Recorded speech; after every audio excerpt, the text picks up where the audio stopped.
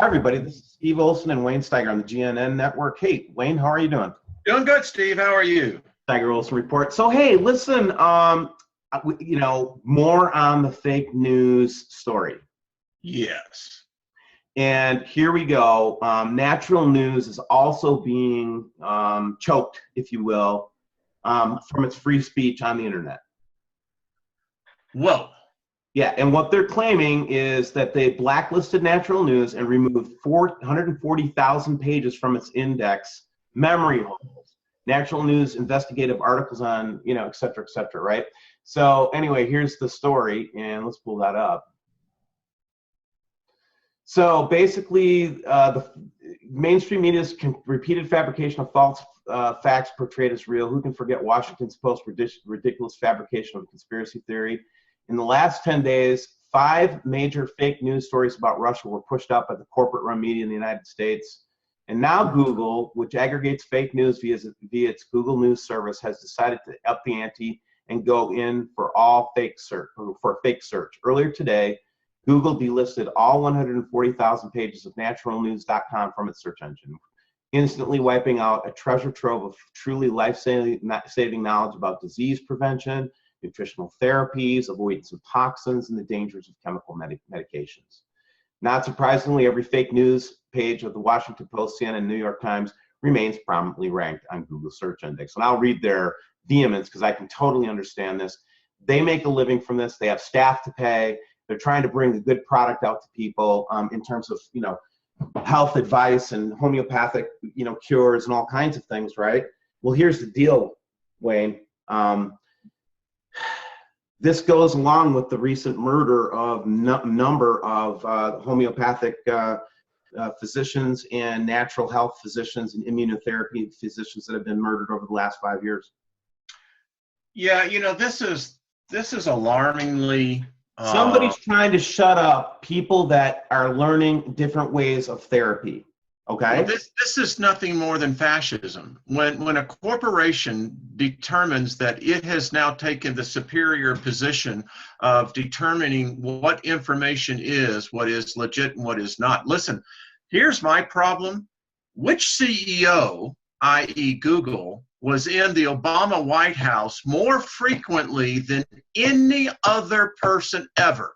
I'm telling you what, ladies and gentlemen, this is an assault on every human being. This company has taken the position to become a god. And you know what? I say, kiss my butt, Google. You don't have anything over me. And you know what, Steve? This is an opportunity to begin to do a startup to come against this type of fascism. And it is. Google, this is fascist. When you begin to go back to printing paper again, Wayne? Well, and that's just it, because, listen, the whole problem is that, well, then who defines what truth is? Google?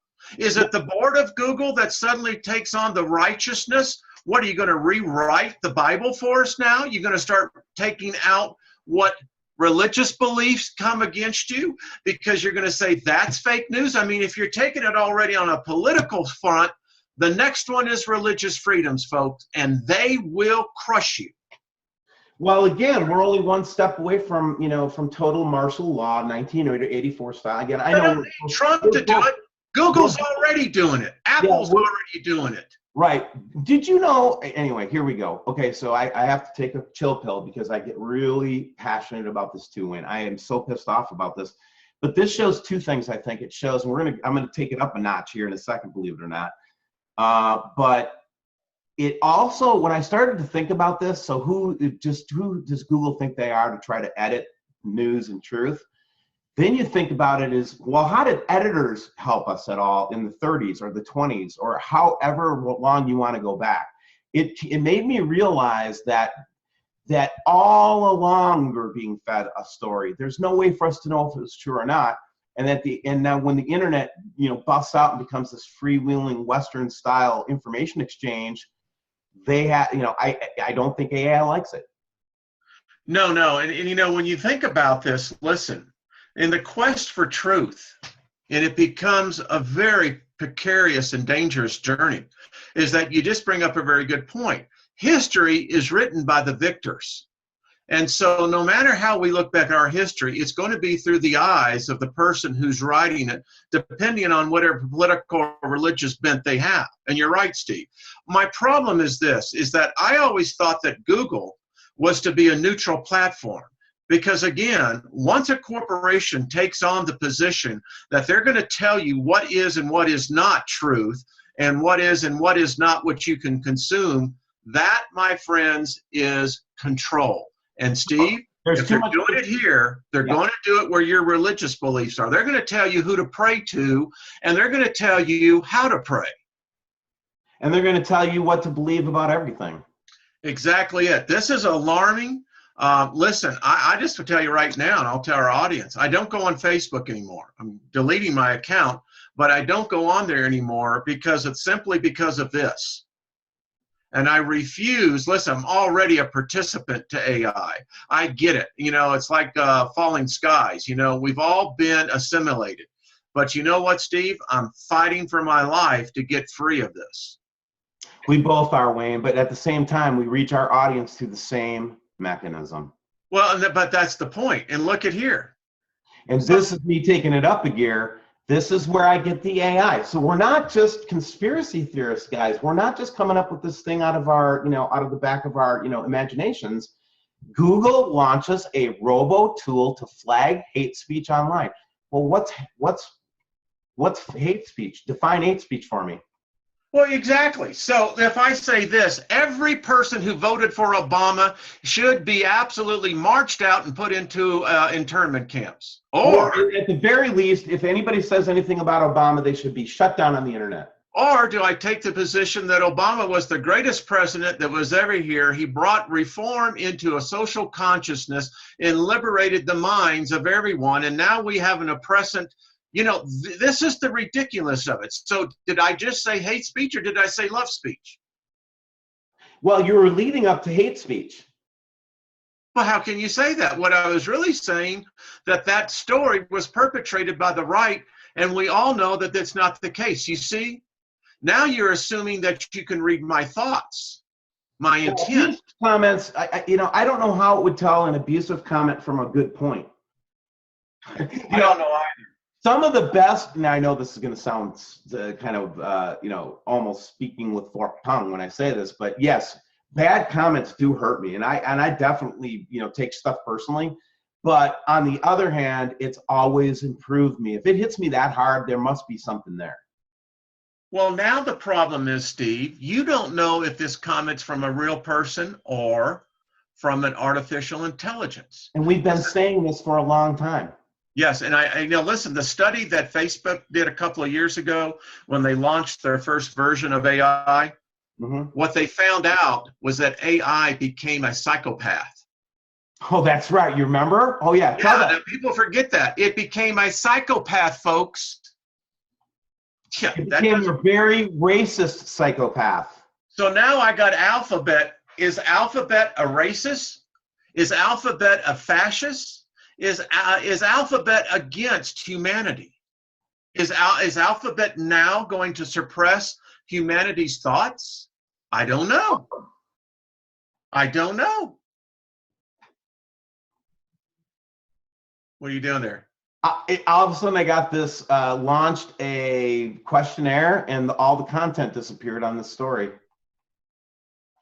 Well, that's because it's picking us up. And you know what? I'm not intimidated by it, folks. Listen, Steve, they're hacking our soul, man. They are.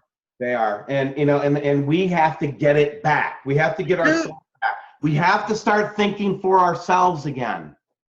This is alarming. Alphabet is now the robo-tool. And you know what that says, folks? Robo-tool. Alphabet, if you're listening, Alphabet, F you. Exactly. And this is the problem, folks. Let's wake up, man. When we start seeing this, if you're a shareholder of Google, call up investor relations. Tell them that you're against this artificial intelligence that they're now using. Listen, can I just say this, Steve? Please. This is the cyber police. This is the cyber police that you never see. that's monitoring you, tracking you, recording you, profiling you.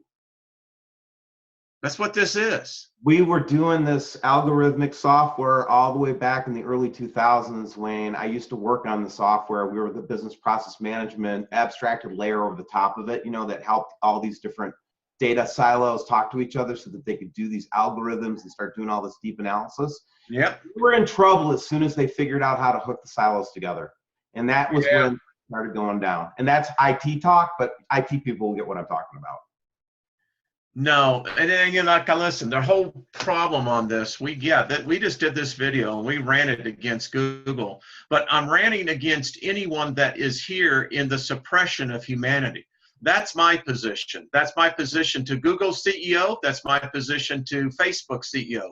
You think that you have this somehow that you're the Messiah of dictating social morals. And the problem is you were all broke and nothing more than struggling entrepreneurs in the very beginning. But now, because of the wealth that you have acquired off of the backs of the people that are supporting you, you now have become the warlords. You become the dark overlords of our society. And it's you now that's corrupt. It's you now that's contaminated. And quite frankly, what humanity is saying to you, we don't want you. We don't need you.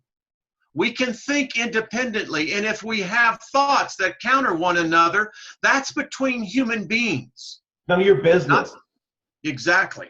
And I'll just end at that. Listen, folks, be kind to one another. It is time for us to begin to wake up and understand that there is a war taking place, and you and I are losing the battle. Well, and I know that's a dark story, but this looks like, it looks like the biblical idea of the beast to me. Well, next thing you know, just tattoo the number on our head. We'll be on our way. Right on.